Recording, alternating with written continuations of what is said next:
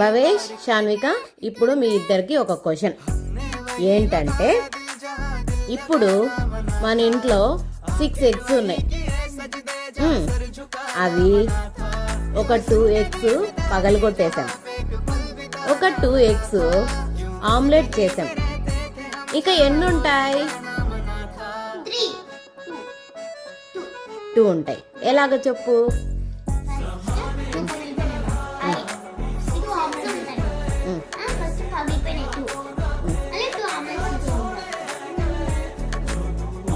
Wrong.